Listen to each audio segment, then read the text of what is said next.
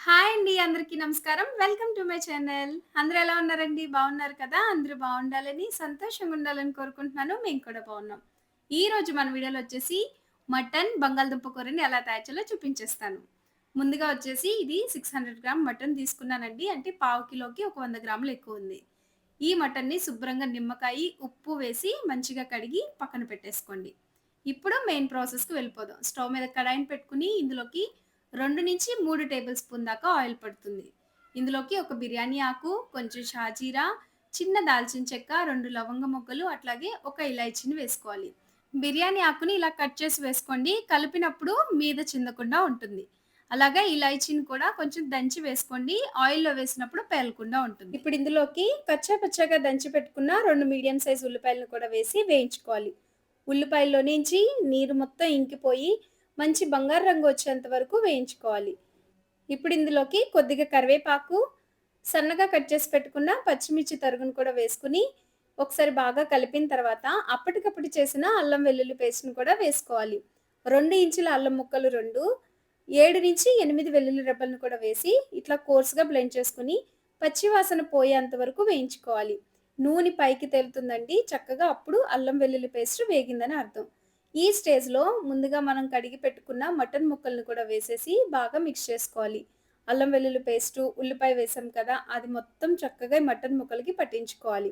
ఇప్పుడు ఇందులోకి చిటికెడు పసుపును కూడా వేసుకొని, ఒకసారి బాగా కలిపేసిన తర్వాత మంటని మీడియం ఫ్లేమ్‌లో పెట్టేసి మూత పెట్టుకొని ఒక 15 మినిట్స్ పాటు ఉడికించుకోవాలి. అది కూడా మధ్య మధ్యలో కలుపుకుంటూ ఉండాలి. మటన్‌లో నుంచి నీళ్లు వస్తాయి కదండీ! అవి మొత్తం ఇంకిపోయేంత వరకు మటన్‌ని ఉడికించుకోవాలి. అంటే మటను 50% వరకు ఇక్కడే ఉడికిపోతుందండి.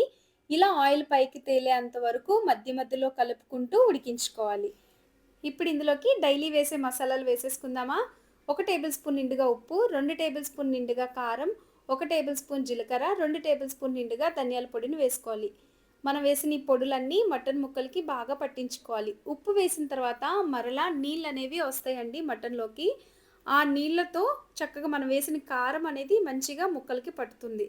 ఇలా కొంచెం సేపు ఉడికించుకుంటూ ఉండగా ఒక పండు టమాటోను కూడా గ్రైండ్ చేసుకొని వేసుకోండి. గ్రేవీ గనక తిక్కగా కావాలంటే గనక మిక్సీ చేసుకోండి. లేకపోతే కట్ చేసుకొని కూడా వేసేసుకోవచ్చు. ఇప్పుడు 2 నిమిషాల పాటు మూత పెట్టుకుంటే టమాటోలు కూడా చక్కగా మగ్గిపోయి ఆయిల్ చక్కగా పైకి తేలుతుంది. ఇప్పుడు ఇందులోకి అర లీటర్ వరకు నీళ్లు పడతాయండి. మటన్ లేతగా ఉంటే గనక ఈ అర లీటర్ నీళ్లు సరిపోతాయి. కొంచెం ముదురుగా అనిపిస్తే వేడి నీళ్ళను పోసుకొని మధ్య మధ్యలో అడ్జస్ట్ చేసుకోవచ్చు.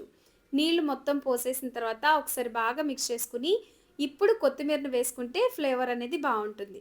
మూత పెట్టుకొని మీడియం ఫ్లేమ్‌లో పెట్టుకొని ఒక 15 మినిట్స్ పాటు ఉడికించుకోవాలి.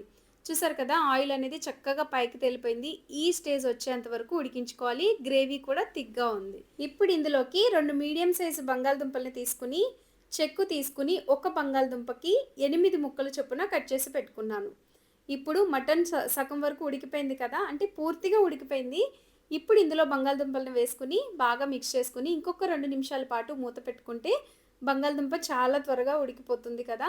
అప్పుడు గ్రేవీలో కలవకుండా ఉంటుందండి ఇట్లా పెద్ద ముక్కలు కట్ చేయటం వలన.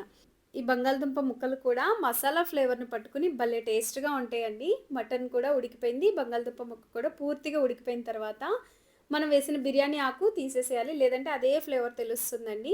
ఇప్పుడు లాస్ట్‌లో ఇందులో కొద్దిగా గరం మసాలాను కూడా వేసుకొని, ఎక్కువగా తరిగి పెట్టుకున్న కొత్తిమీరను కూడా వేసుకొని, ఇంకొక 2 నిమిషాల పాటు ఉడికించుకుంటే మటన్ బంగాళదుంప కూర రెడీ అయిపోయింది. ఇది పూరి, చపాతీలోకి గానీ, రైస్‌లోకి గానీ, ఫ్లేవర్డ్ రైస్‌లో కానీ దేనిలో కన్నా బావుంటుందండి. ఇట్లా కొంచెం లిక్విడ్‌గా ఉన్నప్పుడు స్టవ్ ఆఫ్ చేసేస్తే చక్కగా ఆరిన తర్వాత ఆ గ్రేవీ అంతా ఆ ముక్కలు పట్టుకొని చాలా చాలా టేస్ట్‌గా ఉంటుంది. మరైతే మీరు ట్రై చేయండి. మీకెలా కుదిరిందో కామెంట్ రూపంలో తెలియపరచండి. మరిన్ని టేస్టీ, సింపుల్ రెసిపీస్ కోసం నా ఛానెల్‌ని సబ్స్క్రైబ్ చేయండి. ఇలాగే నన్ను సపోర్ట్ చేస్తున్నందుకు మీ అందరికీ నా ధన్యవాదాలు. Thank you for watching.